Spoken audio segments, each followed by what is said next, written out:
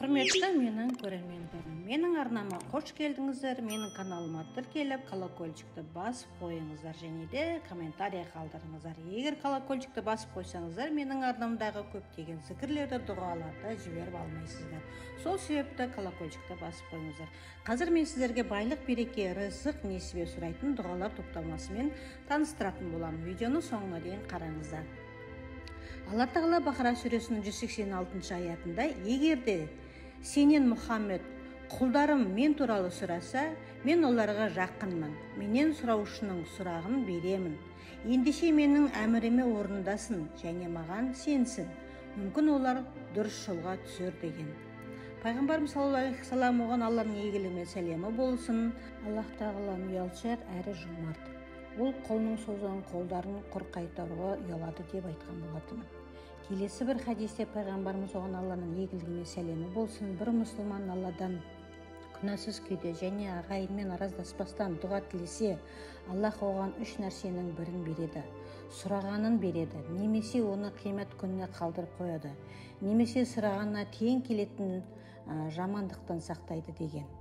Сонда сахабалар: олай болса дұғаны көбейтейік депті.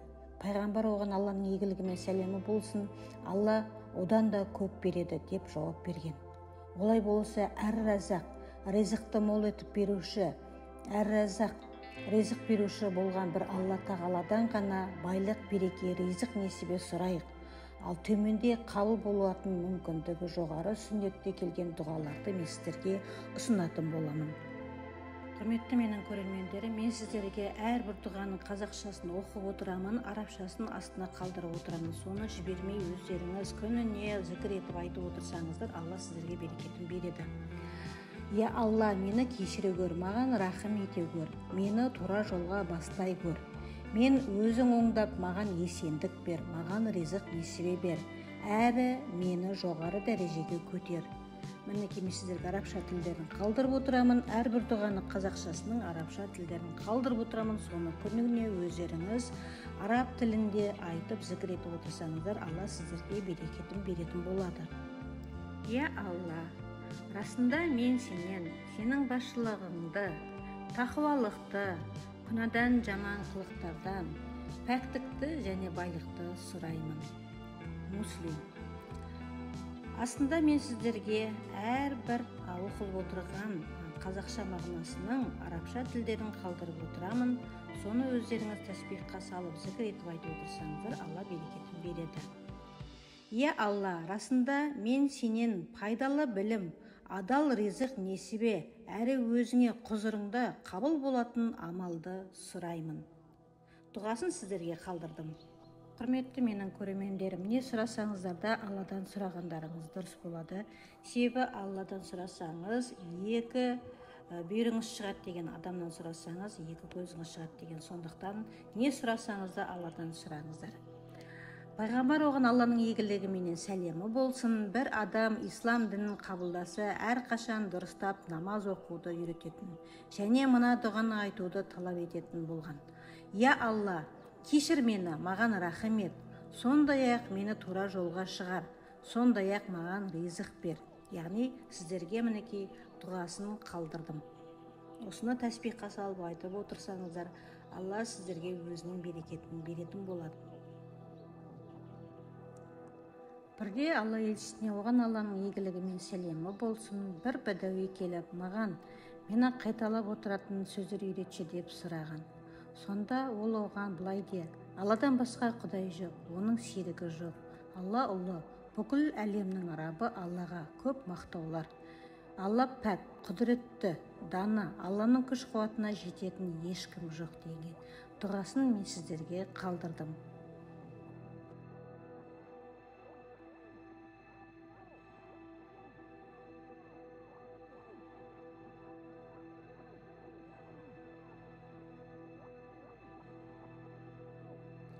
Бәдәуи, бұл менің Раббым үшін, ал мен үшін ше деп сұрақ қойды. Сонда пайғамбарымыз оған Алланың игілігі мен сәлемі болсын, былай де: Я Алла, кешір мені, маған рахымшылық ет, және мені дұрыс жолға алып шық, сондай-ақ маған өмір сүретін ризық бер. Яғни бұның арабша тілінде Аллахумма хфирли вархамни вахдини варзухни деген болатын. Алла, сенен мен осы дүниеде және ақиретте жарылқау мен есендік амандық тілеймін. Алла, сенен мен дінімде, тұрмыс тіршілігімде, отбасы мен мал мүлкімде жарылқау мен есен амандық тілеймін. Алла, менің әбіреуімді өзің бүркеп қойғайсың, мені қорқыныштан аман еткейсің. Алла, мен алдымнан, артымнан, оң жағымнан және сол жағымнан және төбемнен де өзің сақтағайсың. Сондай-ақ кенеттен қиянатқа ұшырап өліп кетуден өзіңнен, ұлығыңнан пана сұраймын. Мен сіздерге дұғасын қалдырдым, осыны күніне айтып жүрсеңіздер болады. Өздеріңізге скриншоттап немесе көшіріп алып, күніне айтып жүрсеңіздер, Алла сіздерге өздерінің берекетін береді. Бұл дұғалардың бәрі Мұхаммед пайғамбарымыз саллаллаху алейхи вассаламның айтып кеткен дұғаларының топтамасы болып есептелінеді. Және де сіздерге осының пайдасы тисін деген мақсатпен сіздерге ұсынып отырмын.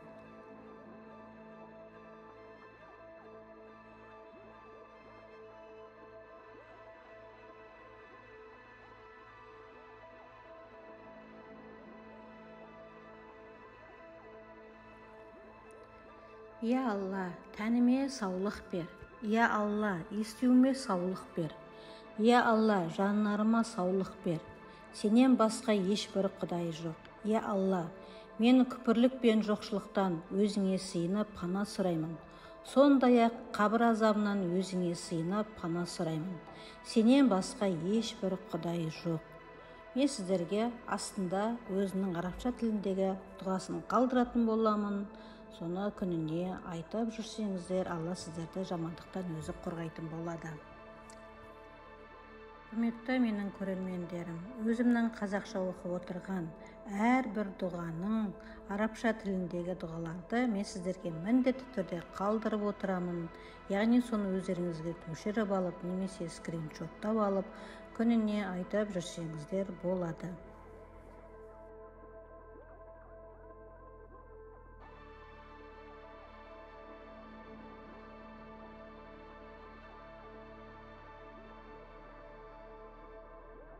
Алла, расында мен уайым қайғыдан, әлсіздіктен, жалқаулықтан, сараңдықтан, қорқақтықтан, қарызға батудан, әрі адамдардың басшылығынан өзіңе сыйынып пана сұраймын.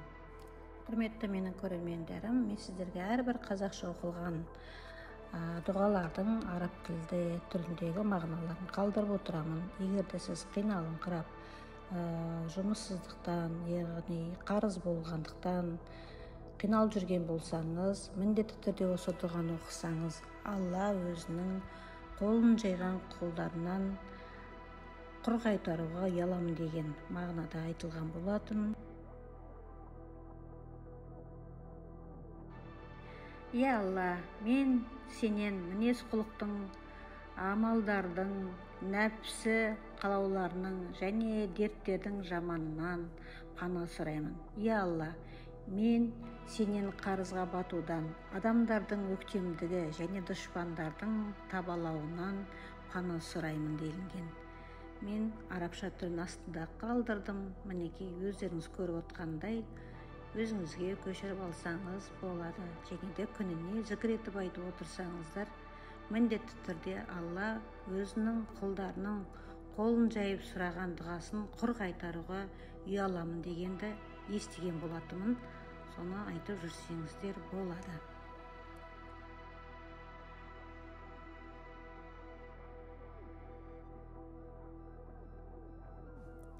Алла, шынайы иман, иманды көркемді мінез, артынан бақыт тілескен табыс, сенен келетін мейірім және жарылқау, кешірім және разылығыңды сұраймын. Мен сіздерге дұғасын қалдырып кеттім.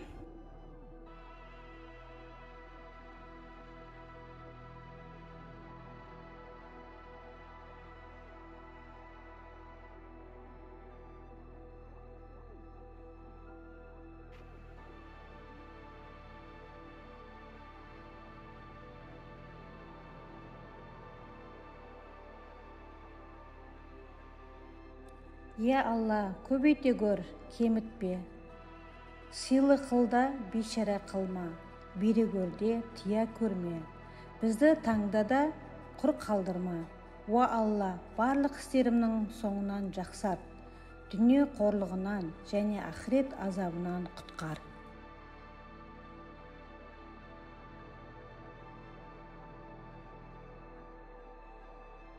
Құрметті менің көрермендерім, әрбір оқыған қазақша дұғаның арабша мағынасын қалдырып кетіп отырамын. Өздеріңіз көріп отырғандағыдай, яғни осыны көшіріп алып айтып жүрсеңіз де болады.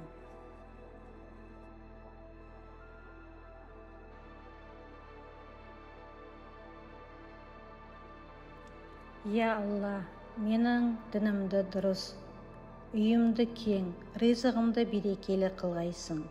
Уа Алла, қатыгездіктен, бейқамдықтан, қорлықтан және кедейліктен өзіңе сыйынып пана сұраймын. Уа Алла, кәпірліктен, пасықтықтан, мақтаншақтықтан, сұмғадан және риядан өзіңе сыйынып пана сұраймын. Уа Алла, керең, сақау, алапес болуымнан және жаман аурулардан өзіңе сыйынып пана сұраймын.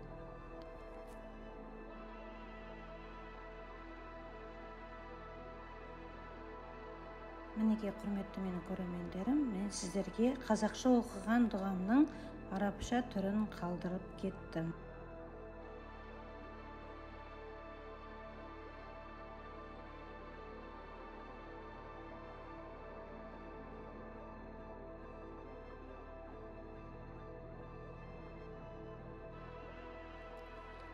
Я Алла, бізге өзің кешірмеген бірде-бір күнәні, жасырмаған бірде-бір айыпты, айықтырмаған бірде-бір уайымды, өтемеген бірде-бір қарызды өзіңе разы болып, бізге дүние ақыретте пайда болатын қажеттіліктердің бірде-бір қажетін қалдырмағайсың. Уа мейірімділердің мейірімдісі. Дұғасы осы.